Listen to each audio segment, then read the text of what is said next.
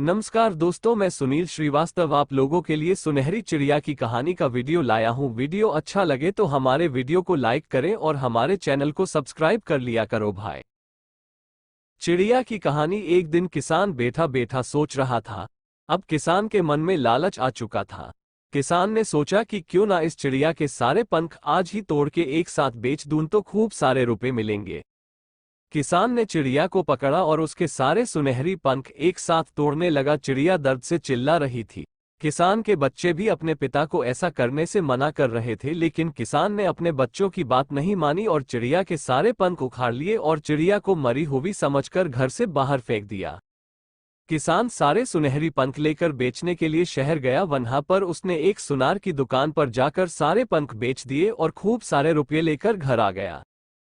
कुछ दिन बाद सुनार अपने साथ पुलिस को लेकर किसान के घर आया।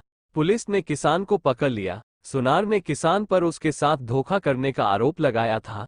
सुनार ने कहा कि किसान ने उसे जो सुनहरी पंख दिए हैं वो सब पीतल के हैं। सुनार ने किसान से कहा कि उसके सारे रुपए लौटा दे, लेकिन किसान ने उन रुपयों को खर्च कर दिया था, इसलिए पुलिस ने किसान को जेल में डाल दिया।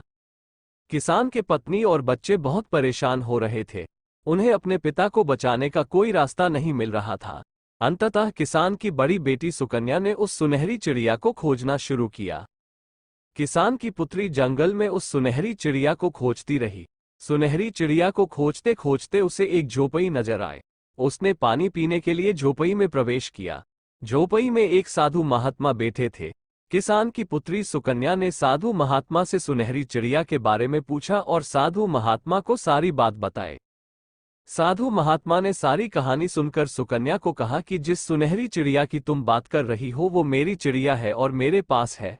तुम्हारे पिता ने लालच के चलते चिड़िया के बुरी तरह से पंख उखाड़ लिए थे, इसलिए तुम्हारे पिता को दंड मिलना ही चाहिए।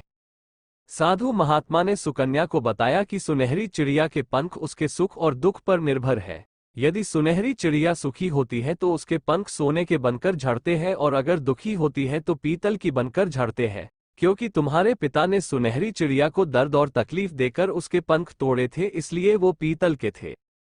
सुकन्या ने साधु महात्मा को कहा कि श्रीमान, मुझे मेरे पिता को बचाने के लिए उस सुनार को सोने के 12 पंख देने होंगे, तभी मेरे पिता कैद से आजाद होंगे। आप कैसे भी करके मेरे पिता को बचाइए। और सुकन्या रोने लगी।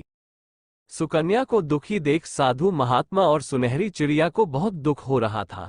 सुनहरी चिड़िया को सुकन्या के द्वारा दिया गया प्यार याद आ रहा था, इसलिए सुनहरी चिड़िया ने भी साधु महात्मा से निवेदन किया कि सुकन्या को सोने के 12 पंख दे दीजिए। साधु महात्मा ने एक मटकी में से 12 सोने के पंख निकालकर सुकन्या को दे दिए और सुकन्या ने वो 12 सोने के पंख सुनार को देकर अपने पिता को आजाद करवा लिया। शिक्षा। दोस्तों, इस सोने की चिड़िया की कहानी से हमें सीखने को मिलता है कि हमेशा परेशान लोगों की मदद करो और लालच बुरी बला है और किसी के साथ की गई भलाई हमेशा काम आती है।